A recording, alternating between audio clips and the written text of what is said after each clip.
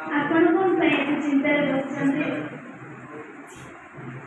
ଚିନ୍ତାରେ ତ ରହିବି ନା, କାରଣ ଗୋଟିଏ ଝିଅ ମୋ ମୁଣ୍ଡ ଉପରେ ବୋଝ ହୋଇ ରହିଛି।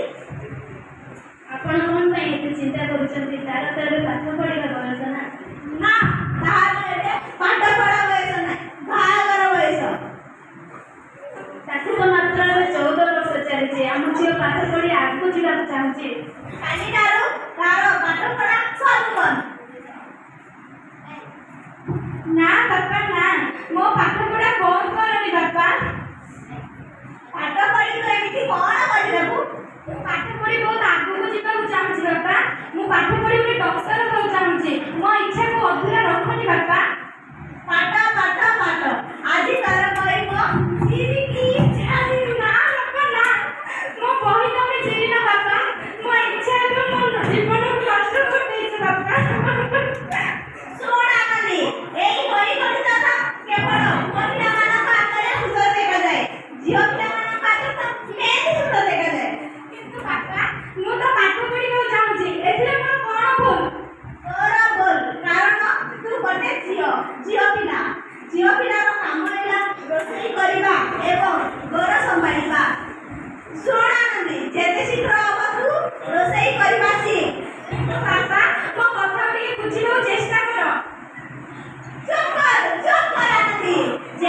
ଆଜିକାଲି ଦେଖୁଛି ତତେ ବେଶୀ ପାଟି ଚିଲାଉଛୁ।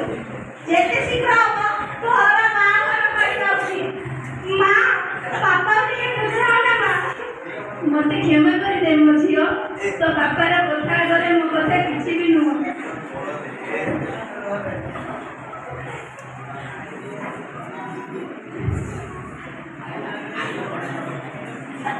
ଏପରି ଭାବରେ ଆନନ୍ଦୀର ବାପା ଆନନ୍ଦୀକୁ 14 ବର୍ଷ ବୟସରେ ହିଁ ବାହା କରିଦେଇଛନ୍ତି। ଆନନ୍ଦୀର ଘରେ ଏବେ ଛୋଟ ଶିଶୁଟିଏ ଜନ୍ମ ହୋଇଛି। ଚାଲନ୍ତୁ ଦେଖ ଆଗକୁ କଣ ଅଛି।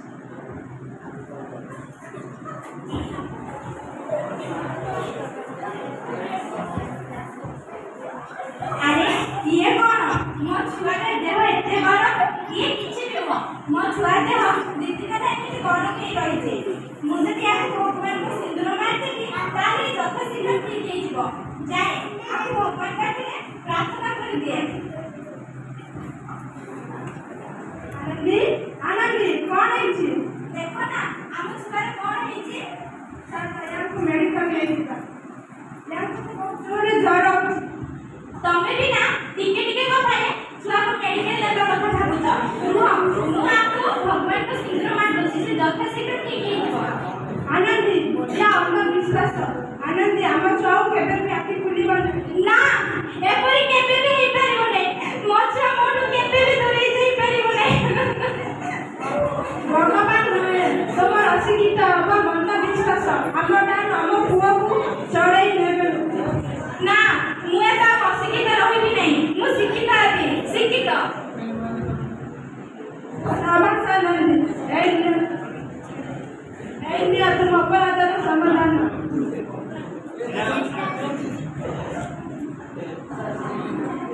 ତମ ପରିଶ୍ରମର ଫଳ ଶୀଘ୍ର ମିଳିବ।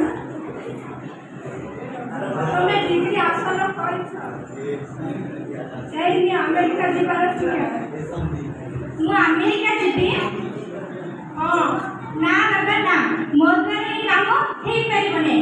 ମୁଁ ନିଜକୁ କେମିତି ଆମେରିକାରେ ଯାଇକି ଡିଗ୍ରୀ ହାସଲ କରିବାରେ ପଡ଼ିବି, ମୋ ଦ୍ୱାରା ଏଇ କାମ ହେଇପାରିବ ନାହିଁ। ଆନନ୍ଦୀ, ତୁ ନିଜକୁ ଏତେ ଦୁର୍ବଳ ଭାବୁନା, ତୁ ସବୁ କିଛି କରିପାରିବୁ। ଠିକ୍ ଅଛି, ତାହେଲେ ମୁଁ ଆମେରିକା ଯିବି ଏବଂ ମୋ ଇଚ୍ଛାକୁ ପୂରଣ କରିବି। ମୁଁ ଡକ୍ଟର ହେଇକି ଯିବି। ହଁ।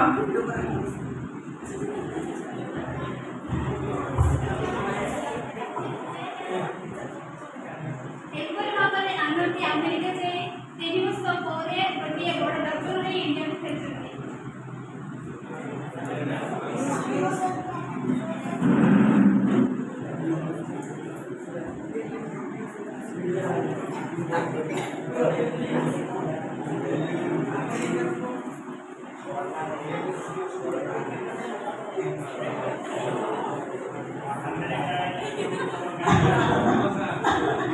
ଲାଗୁଛି ମୁଁ ଆଉ ବଞ୍ଚି ପାରିବି ନାହିଁ। ଆପଣ କଣ ପାଇଁ ଏମିତି କହୁଛନ୍ତି? ତମ ଛଡ଼ା ମୋର ଦୁନିଆରେ ଆଉ କିଏ ଅଛି? ଚାଲ ट्रिटमेंट करेंगे सुनी अमेरिका गोटे बड़ डॉक्टर आसी हाँ शांत एकदम ठीक कथा कहते शांत चलो चिकित्सा करे माधव जीवार बंदोबस्त कर आज्ञा शांत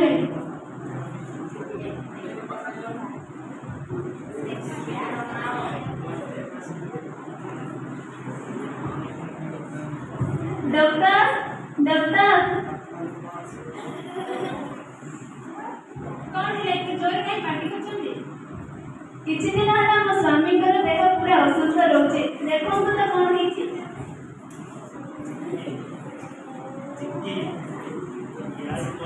यांकर तो बहुत बड़ बारे को ग्रुप यांकर पहुंचियो सब आपण सेमिसे कोन करबे मो स्वामी के पहुंचे दियंतु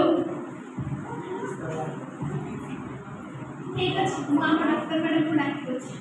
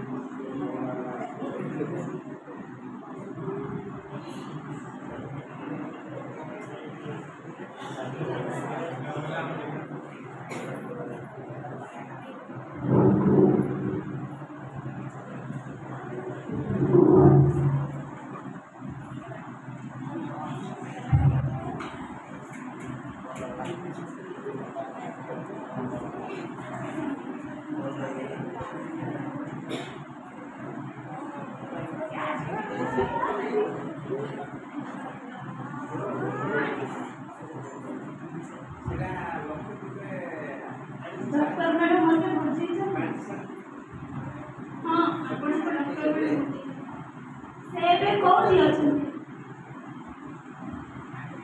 डाकी दो से आसले डॉक्टर मैडम आपण को बहुत बहुत धन्यवाद मो जीवन आपण बंची या बदले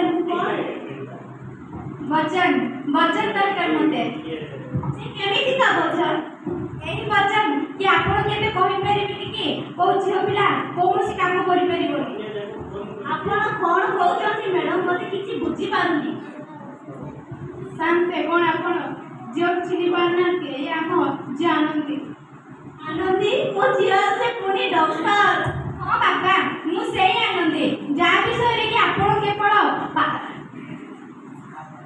रुसई करिबा एवं घर संभाळिबा विषय भाबुथिले मते क्षमा करि दे मां मु झियो ना बाबा मु सेई आनंदी जा विषय रे कि आपण केवल बाहाते पे भाबुथिले ता विषय आपण कोन के पाठ पढिबा विषय भाबिथिले मो तार अपराधी मते क्षमा करि दे मते क्षमा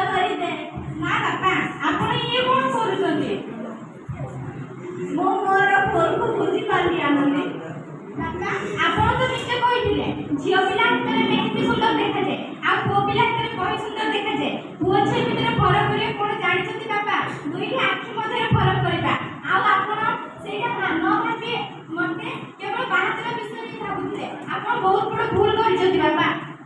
ମତେ କ୍ଷମା